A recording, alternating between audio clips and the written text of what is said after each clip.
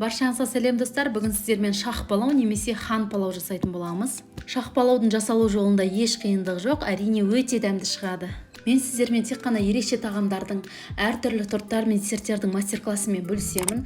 Сондықтан видео рецепті көрмес бұрын міндетті түрде каналға тіркеліп, жаңа видеоны жіберіп алмас үшін қоңырауды басып қойыңыз. Ал ендеше шах палауды бірге даярлайық. Палау үшін өзіміз қолданып жүрген әдеттегі ингредиенттер қажет. Мен длиннозерный ристі қолдандым. Сіздер кез келген күріштің түрін қолдана берсеңіздер болады. Күрішті басқан уақытта бір кесе күрішті қолдансақ, оған бір кесе майды қолданамыз. Майдың көлемі көп болып көрінуі мүмкін, бірақ күріш піскен уақытта ол өте сочный болып піседі. 2-3 дана сәбіз, 1 бас сарымсақ, 1 дана пияз қажет. Дәмдеуіштерден тұз, қара бұрыш, зира және кориандр қажет. Етті күрішке турағандай ұсақтап тураймыз, оған майдың барлығын құямыз, жақсылап араластырып етті қуырамыз. Ет аздап қызара бастаған уақытта оған пиязды саламыз. Пиязды долька етіп тураймыз. Менің балаларым пиязды жақсы көрмейтін болғандықтан мен кішірек етіп кестім, негізі долька етіп кесу қажет. Пиязды етпен араластырып, пияз қызарғанға дейін қуырамыз. Етті аздап қызартып қуырар болсаңыз, күрішіңізде сарғайып әдемі болып піседі. Пияз қызарған уақытта сәбізді ұзынша етіп турап, оны саламыз. Сәбізді етпен араластырып, шамамен 15 минут көлемінде сәбіз қызарғанға дейін қуырамыз.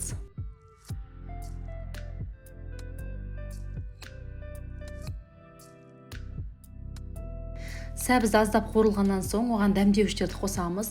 Тұз, кориандр, зира, қара бұрышты қосып, барлығын жақсылап араластырамыз.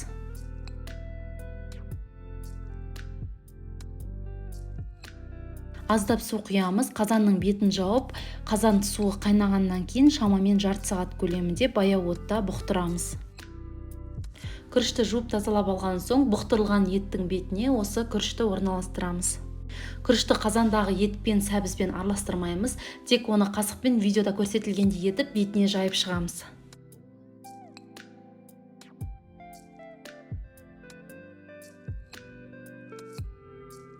Күріштің ортасына сарымсақты орналастырамыз. Сарымсақтың сыртын жуып, оны күріштің ортасына тазаламай орналастырамыз. Күрішке 1 см ғана асып тұратындай етіп су құямыз. Су қайнаған уақытта газдың отын баяулатамыз. Қазанның бетін жауып, баяу отта 25 минут көлемінде күрішті пісіреміз. Палау 25 минутта дайын болады. Шах палау үшін мен дайын слоеный тестаны қолдандым. 500 грамм слоеный тестаны қолданамыз. Ең дәмді шах палауды осы слоеный тестімен дайындауға болады. Аздап ұн сеуіп, осы қатпарлы қамырды алдымен жайып аламыз.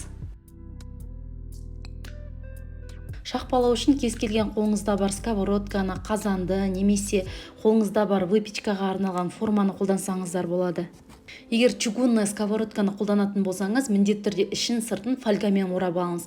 Мен антипригарный сковородканы қолдандым, сол үшін ешқандай фольганы қолданбадым. Ыдыстың үстіне жайылған қамырды орналастырамыз. Дайын болған палауды араластырып аламыз. Кейбір кісілердің ойы бойынша осы шах палау тестінің ішінде піседі. Бұл негізі қате ой, палауды біз бөлек пісіріп аламыз, содан соң оны тестінің ішіне салып, орналастырып, оны духовкада пісіретін боламыз. Дайындап алған тестінің ортасына сарымсақтан басқасының барлығын орналастырамыз. Сарымсақ негізінен өз жұмысын атқарып бітті. Егер сарымсақты сүйіп жейтіндер болса, оны палауды ұсынған уақытта оны да қоса ұсынсаңыз болады.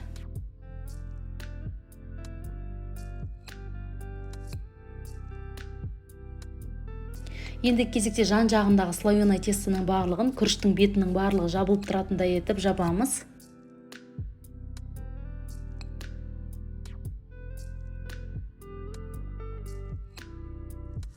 Бір жұмыртқаны вилкамен жақсылап араластырып, оны қамырдың бетіне жағып шығамыз. 180 градуста қызып тұрған пеште слоеный тесті әбден қызарып піскенге дейін духовкада шамамен 30 минут көлемінде ұстаймыз. Дайын болған шах палауды видеода көрсетілгендей етіп кесіп, оны жан жағына қайырып ашып, оны дастарханға ұсынуға болады. Осымен біздің өте дәмді асымыз дайын. Сіздер де міндетті түрде осы рецепті пайдаланып, жасап көріңіздер.